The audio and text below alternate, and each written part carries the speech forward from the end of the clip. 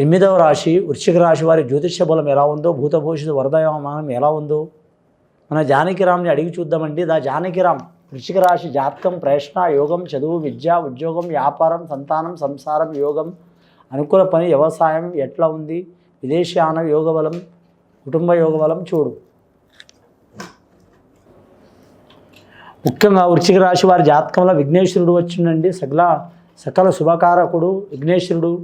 వృశ్చిక రాశి వారి జాతకంలో చేతుల డబ్బు ఆగదు, నోట్ల మాట తాగదు, కడుపులో విషం ఉండదండి. చాలా వరకు వారి జ్యోతిష బలంలో చూడాలంటే కప్టం లేని గుణం ఉంటుంది వారి జాతక బలంలో. ముఖ్యంగా మాత్రం అనురాధ నక్షత్రం వారికి మాత్రం శుభయోగం ఉంది. అనురాధ నక్షత్రం వారి జాతకంలో చూడాలంటే మాత్రం వారు తప్పకుండా కులదేవత ఆరాధన చేయటం, అలాగే ఆంజనేయ స్వామి పూజ చేయటం, లక్ష్మీనరసింహ స్వామి పూజ చేయటం చాలా మంచిది. ఎల్నాటి శని ప్రభావం కంటే చతుర్దశ శని ఇబ్బంది పెడుతూ ఉంటుందండి. ముఖ్యంగా మాత్రం కంటక శని 3 రకాలు ఉంటుందండి.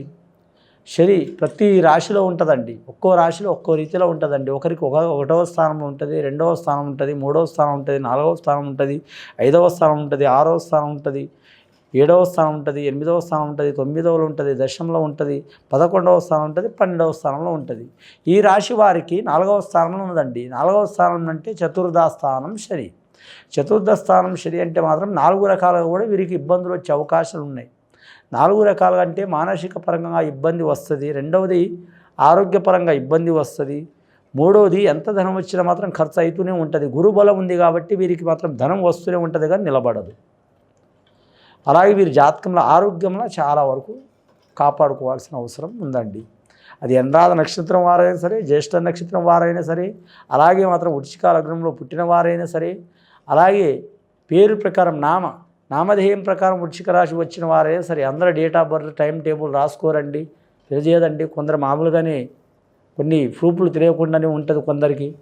మన 100 కోట్ల దాటి జనాభా ఉంది మనది, అందరూ రాసుకోవాలని గ్యారంటీ ఏం లేదు. మన తెలుగు రాష్ట్రాల్లో కనీసం మాత్రం 7-8 కోట్ల మంది ఉన్నారు, అందరూ రాసుకోవాలని లేదు. సగం మందికి తెలుసు, సగం మందికి తెలియదు. కాబట్టి ఆ రకంగా ఏ రకంగా చూసినా మాత్రం కొందరికి తెలిసి ఉంటే డేట్ ఆఫ్ బర్త్ ప్రకారం, జన్మ నక్షత్రం ప్రకారం, వాటి ప్రకారం గుర్తుపెట్టుకోవాలి. రెండవది నామధేయం. ఎక్కడ పోయినా మనకు డేట్ ఆఫ్ బర్త్, జన్మ నక్షత్రం అడగరండి.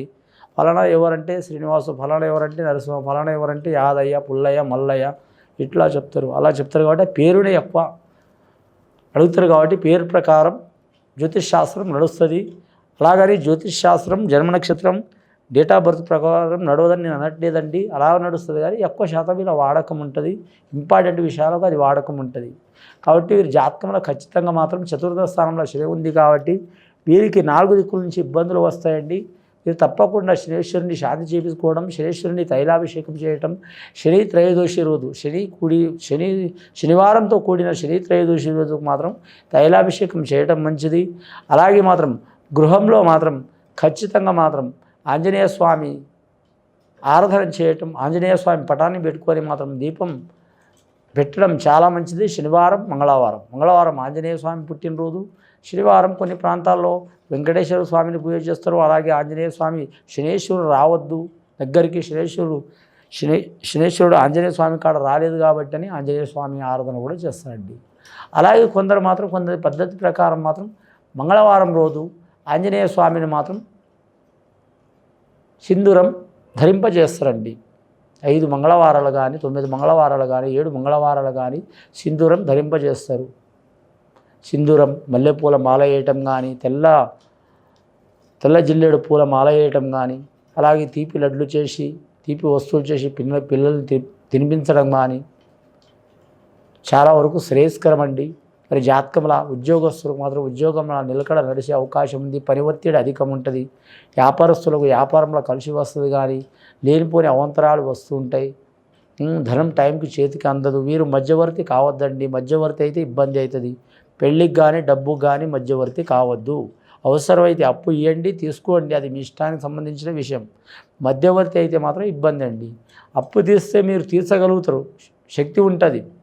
అప్పు తీసుకుంటే ఇస్తే మీరు వాళ్ళ కాడ అప్పు వసూలు చేయగలుగుతారు, ఇస్తే వసూలు చేయగలుగుతారు.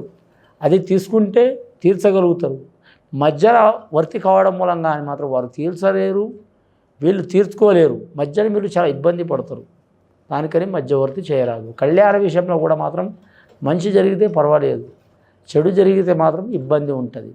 చెడు జరిగితే నేను అనట్లేదండి, గ్రహబలం మంచిగా లేదు కాబట్టి ఏ విషయంలో మీరు ఇన్వాల్వ్ కాకపోవడం మంచిది. అంటే ఒకరిని నొప్పించి మీరు నొప్పకుండా తప్పించుకుని తిరగటమే చాలా వరకు మంచి లక్షణం. సుమతి శతకంలో తాను నొప్పించి ఒకరిని నొప్పించక తప్పించు తిరిగేవాడే ధన్యుడు సుమతి అన్నట్టు అలా పాటించడం చాలా వరకు వారికి మంచి యోగ బలం ఉంటుంది. ఈ రాశి వారి జాతకంలో చూడాలంటే సంతానం నుంచి కూడా కొద్ది ఇబ్బందులు ఉంటాయి, భార్య భర్తలో కూడా కొన్ని ఇబ్బందులు ఉంటాయి, అలాగే అన్నదమ్ములతో కూడా ఇబ్బందులు ఉంటాయి, రుణ విషయంలో కూడా చిక్కులు ఉంటాయి, గృహ విషయంలో కూడా చిక్కులు ఉంటాయి. అన్నీ ఉన్నా కానీ వీరి జాతకంలో ఏమున్నదో ఏంటంటే అండి, గురుబలం ఉంది.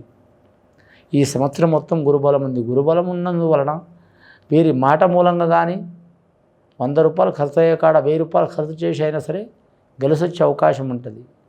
మాట అంటే అబద్ధం మాట ఉండదు, వీరి క్వాలిటీ మాట ఉంటుంది. ఏ ప్రశ్నకి ఏ జవాబు చెప్పాలి, ఒక ప్రశ్నకు ఎన్ని రకాలుగా జవాబు చెప్పాలి, మంచి వారితో ఎలా మాట్లాడాలి, చెడు వారితో ఎట్లా మాట్లాడాలి, మూర్ఖులతో ఎట్లా వాదించాలి, అలాగే మాత్రం మొండి వాళ్ళతో ఎలా చెప్పాలి, సామ భేద దండోపాయాలు వీరి కాడ ఉంటాయి. కాబట్టి వీరు ఎన్ని ఇబ్బందులు పెట్టినా లాస్ట్కి ఇబ్బందులు పెట్టిన వారు ఇరుక్కునే అవకాశం ఉంటుంది.